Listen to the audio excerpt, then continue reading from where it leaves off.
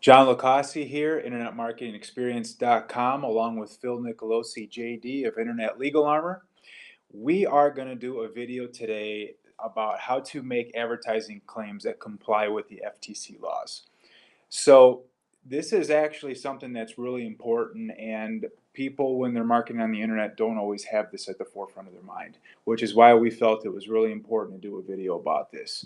So whether you're doing a print ad or whether you're advertising on the internet, these rules and regulations actually apply to you. And that goes to whether you're an actual established small business or if you're even an internet marketer or affiliate marketer just trying to, generate some commissions.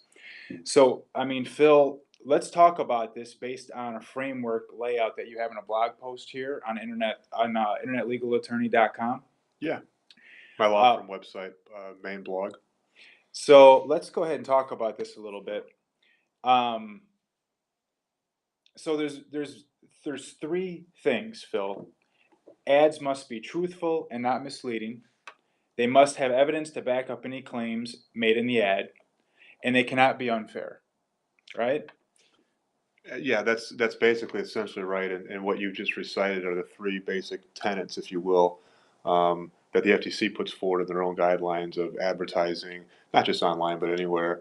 And those are the basic rules, okay? Okay. And what that does is that allows you as an advertiser to avoid the standard of being materially misleading. That's the standard that the FTC, those are the buzzwords, that's the standard, okay, that the FTC uses to determine whether deception has occurred. So what we're talking about when we talk about ads is we're talking about avoiding liability, right? That's the whole reason why we have these videos. Hopefully, is to help you all avoid liability. And we make these comments about advertising claims. We're talking about avoiding deception, which is liability, specifically under Section 5 of the FTC Act.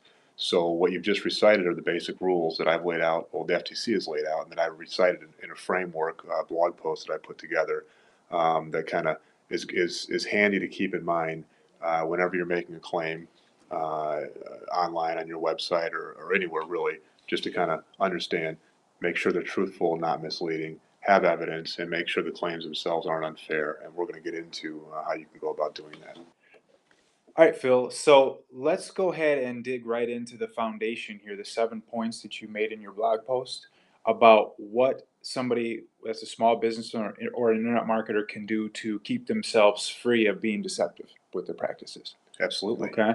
So the first one is overall context matters. A claim can be suggested by the overall context of an advertisement. This means a representation or claim can be made or suggested by any statement, word, design, device, sound, or any combination of thereof. Yeah, so and what you've read is basically the first prong and the 7 basic elements that I've laid out to help you avoid being deceptive. Overall context matters. All we're saying here is the manner in which you lay out an ad, uh, you know, could potentially render that claim deceptive. Whereas if you were to set it forth in context, in a different context, and I'll give you an example so I can better explain this. If you set it forth in a different context, it's not going to be considered to be deceptive. So I guess what I'm saying in a roundabout way is it's all about the context. All right. So as to give you an example, if you operate a website called Home Savers, and it's a loan modification website, John, in the context of the web page that you're making claims on shows a couple, for example, sitting around a table, and they're happy and they're smiling, and you've got claims on the top that says begin the process of saving your home now, or act now to save your home. And again, I'm explaining this point with a specific example, and then this I came up with in my blog post for the reader. But when you make those claims and you show a happy couple sitting, say at a kitchen table looking relieved, you're establishing a context for which you're making a claim. So, you know, I, as a consumer, as a potential client of Home Savers in this fictional example, I may look at those the images of the people, and I may automatically think, well, gosh, that could be me too. The context in which they're making these claims, it does matter because you're giving the illusion, you're setting the stage for what the consumer can expect to happen by using your services. And all we're really trying to say here is be careful of not just the text that you're using, the advertising claim text that you're using, but also the context in which you're using the text in. Images matter.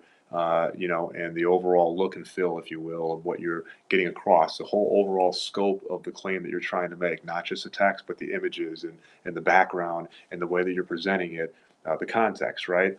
That Mhm. does matter, and it can render it to be deceptive. And I think my example of showing a happy relief couple with a loan modification service is probably a pretty good analogy, or a pretty good example, excuse me, of illustrating why you may want to avoid setting a stage and setting a context in which you're using images and visuals that may give an impression without using words to do that. That's Mhm. just as deceptive as using words.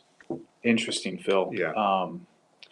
I personally didn't realize that myself. That's good point to know if you're for small business owners, startups, or even web developers. Um, Well, and can I just say one more thing, John? sure.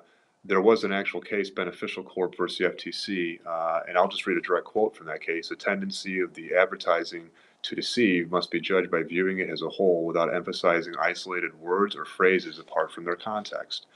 So again, that just encapsulates kind of what I just talked about, Mhm. and that came from a 1976 case. It hammers home hopefully the point that when you're using illustrated pictures on your website to demonstrate effectiveness or results, um, that matters, and that can also be deemed to be deceptive. So the next one you have in this post, Phil, is to disclose express or implied claims. So you said if an ad makes either express or implied claims that are likely to be misleading without certain qualifying information, this information must be disclosed. Yeah. So, essentially here, what we're saying is you've got two claims. You've got an express claim and an implied claim. And an express claim, you know what an express claim is. It's an actual, direct written claim. It's not. It's the opposite of an implied claim. An implied claim is one in which, it's not directly written as text onto a piece of paper or onto a website page in this instance. What we're saying is be careful of implied claims because those are also deemed to be deceptive, and you may not realize that. As an example, you're saying I have a product, I have a widget, and it does this, and you're saying what the widget does. Well, that's an express claim, right? The widget, will take away grease within 10 seconds or something like that, or dissolve stains fast. Well, that's a direct product claim. But if you have an implied claim, and just as an example that I use in my own blog post, say you've got an ad about innovative bulletproof vest, and the ad claims that the vest is used by law enforcement officers and bodyguards.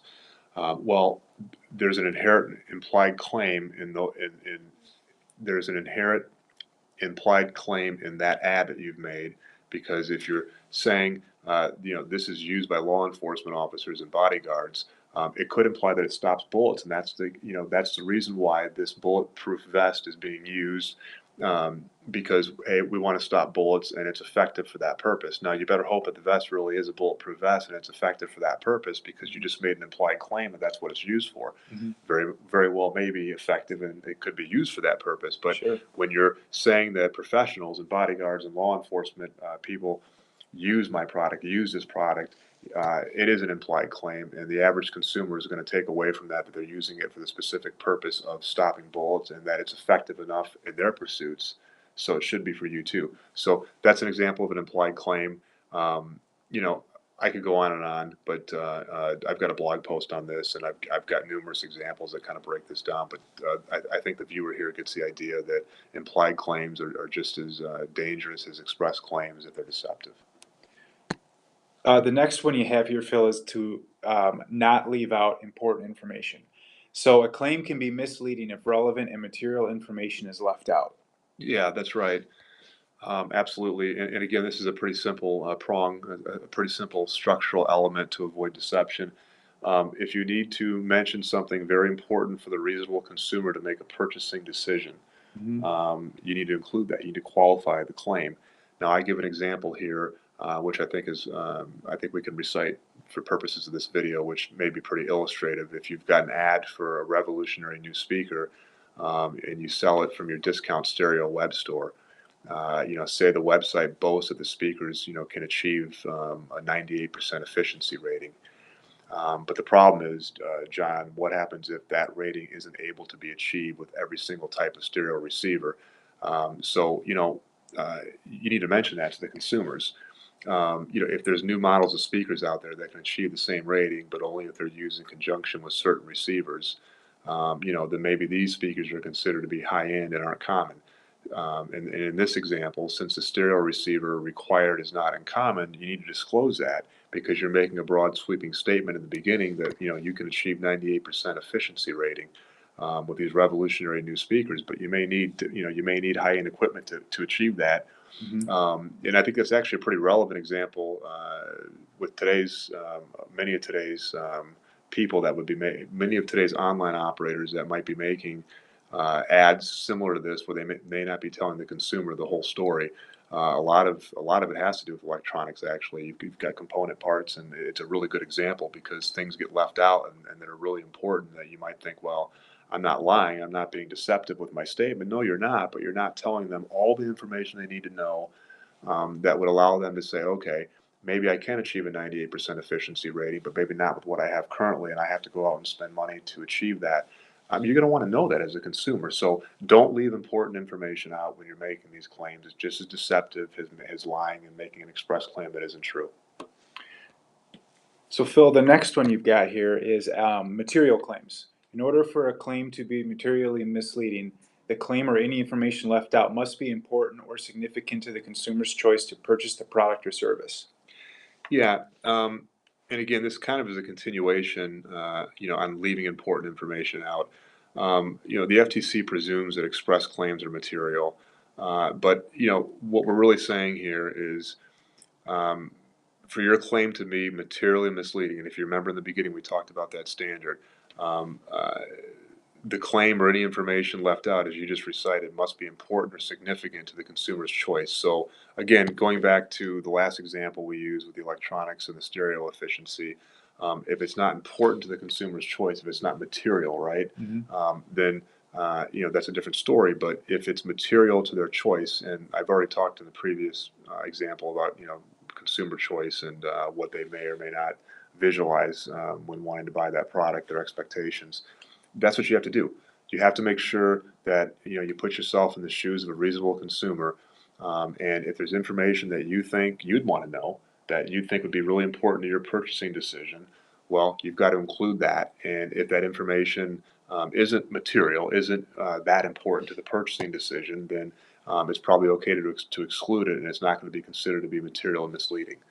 So again, it's a continuation, John, on leaving out important information, but it kind of just expands upon what is material and what's not.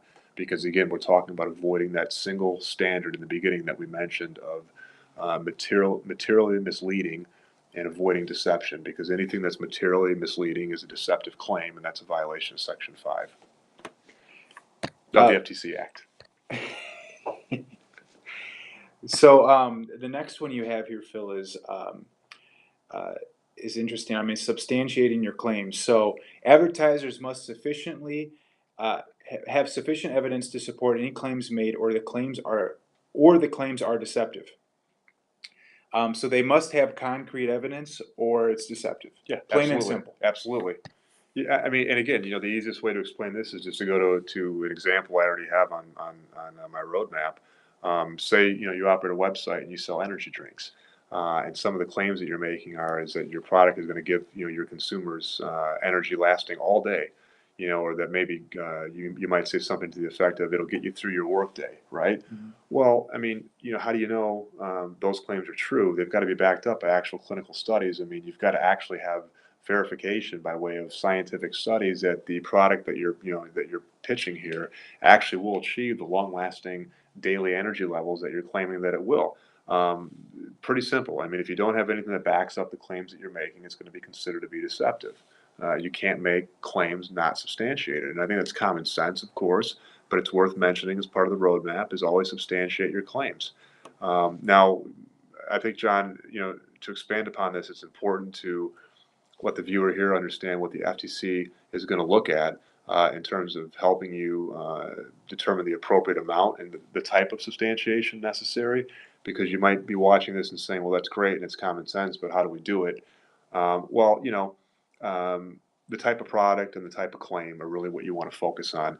Health and safety claims are subject to the most scrutiny by the FTC because they pose the most risk to consumers. Um, you know, technical claims and claims that consumers would have trouble or cannot possibly evaluate themselves are subject to more scrutiny.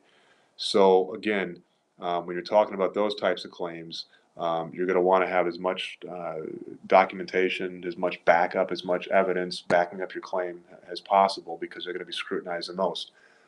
So again, understand the type of product that you're dealing with and the type of claim. I mean, obviously, when you're dealing with a medical, product or a dietary supplement, and you're dealing with people's health and ramifications to their body, you better make sure that you have actual scientific studies backing up claims.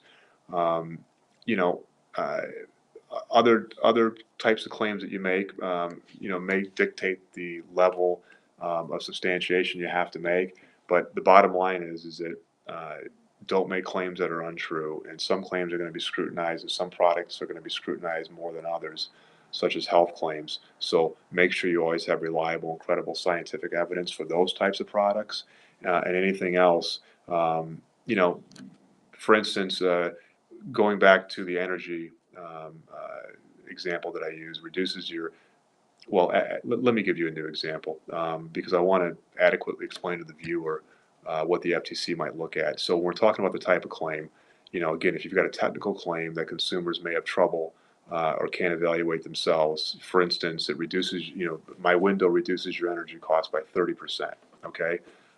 As a matter of policy, when consumers can easily evaluate the product or service, this has historically attracted less FTC attention than those claims that consumers, would have trouble evaluating on their own without more qualifying information.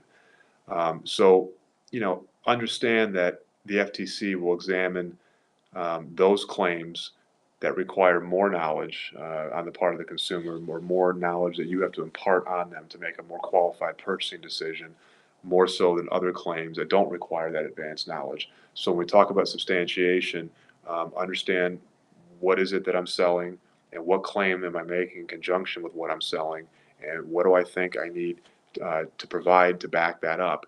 And obviously, a lot of that's going to depend upon what you're selling. I mean, when you talk about, again, medical and health related claims, you need to have studies. Mhm. And anything else, you have to use your common sense, and again, put yourself in the shoe of the reasonable consumer and say, what's missing in their mind to make this decision, and to make an adequately informed purchasing decision. And that's really it. So, Phil, a good way to summarize that would possibly be whether it's small or a large claim. Whether you're a business owner, a big corporation, or a small business owner, or a startup, or even just an affiliate marketer trying to make commission, don't say it on your website unless you're able to prove it in court. Basically, if you want In a to, nutshell, yeah, if you want to dial it down to a simple one sentence phrase, absolutely, don't say it unless you can back it up. unless you can be on a stand and prove it. Well, yeah, and again, any kind of studies, any kind of reasonable, credible evidence Mhm. that would back up anything you're saying. I mean, this isn't rocket science. I mean, this is really common sense, and I use on the high end, I use the health related and the medical stuff to show you're going to have scientific studies for claims related to products like those, and for products that don't affect your health. Mhm. Not you won't have to have scientific studies, but you may have to, depending upon the claims you're making, you may have to back that up with other sources of authority. It's hard to say without looking at specific examples, but you just hit the nail on the head.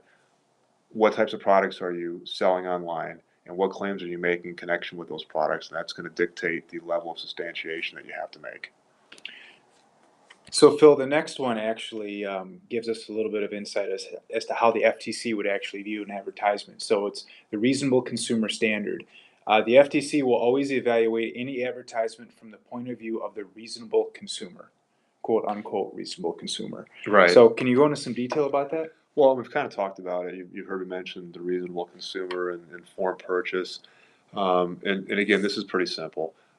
The FTC wants you, as a website operator, making these claims. And again, we talk about website operators, but these are basic principles that apply to all advertising. There's Section 5 of the FTC Act, which is universal. It does not. There's no specific law for website advertising versus physical brick and mortar advertising. But the basic rule from the FTC standpoint is, what does a reasonable consumer need to know, and how would the average person look and interpret the claim that you've made in making their purchasing decision. And the FTC provides an example that I've reiterated in my blog post that I'll use here in this video. The FTC uses the example that all Danish pastry is made in Denmark. Well, the fact that some unreasonable individuals may believe that all Danish pastry is actually made in Denmark is not reasonable. And I think it's a really good example that they've given in their own guidelines. Uh, you know, it's not reasonable that you would use the claim that I've got a Danish pastry, and then all of a sudden someone says, "Well, I expect that to be made, in a different country."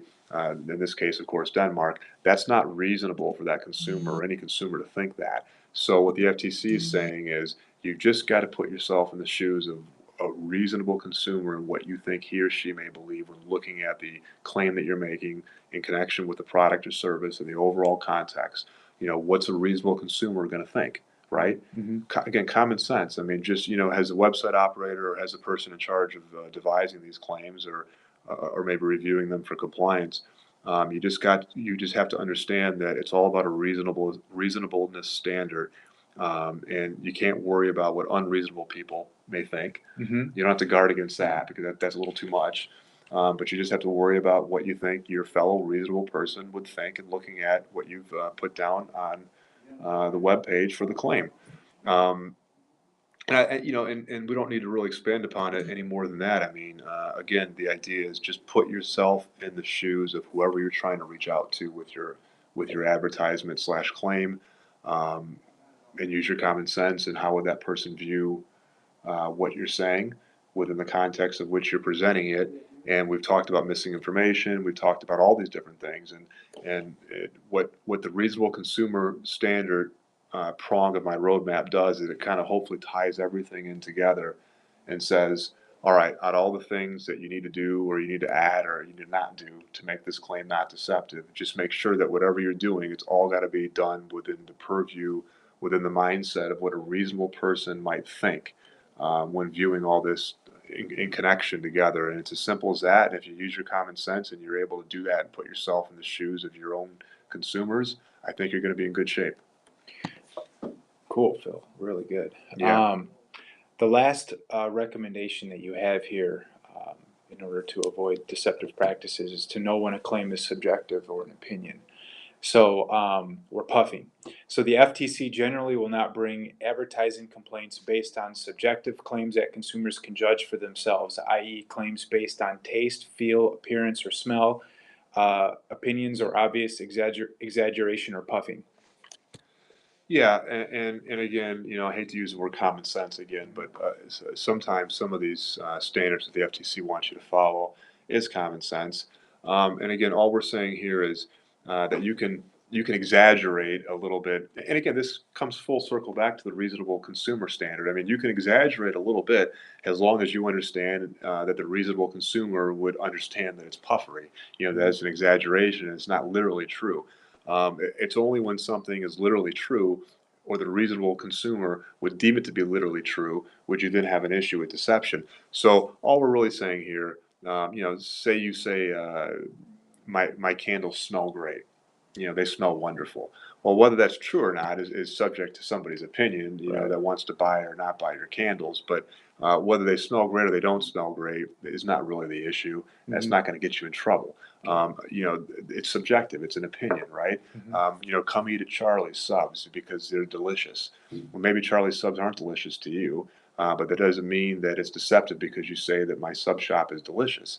The FTC is saying, mere exaggeration or puffing, Mm-hmm. mere puffery, is not going to get you in trouble in terms of deception, as long as it's not a flat out lie. You can always, state your opinion on what you believe to be the characteristics of your product, and you'll be okay there. So there is a distinction.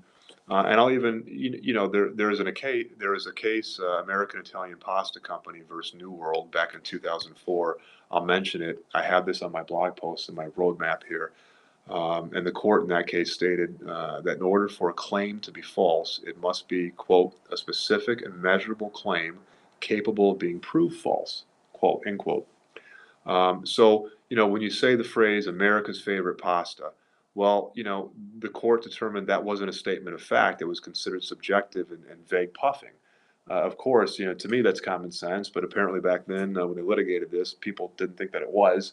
And they used the phrase "America's favorite pasta," and uh, uh, the New World Pasta Company. This is actually a trademark dispute, is what this was, but it's instructive because of what the court said about the issue concerning subjectivity and vague puffing. And that's why I use this example, because this case does provide a very good definition of what is considered puffing. There's this exaggerated statement or boasting upon which no reasonable person would rely in making their purchasing decision.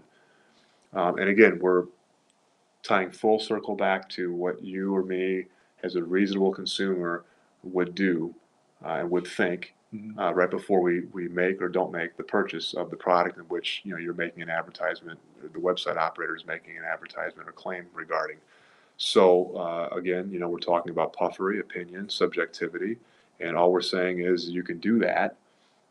Just make sure that no reasonable person would take it as anything other than just mere exaggeration. My food's delicious. My candles smell great. My pasta is the world's best pasta. Um, and so things of that nature, and that's really it. So the website that we're using, that's your website, Phil, internetlegalattorney.com. Feel free to go there to review this particular blog post as well as other blog posts, and also feel free to visit internetlegalarmor.com. And thanks for tuning in. We will see you in the next video. Thanks.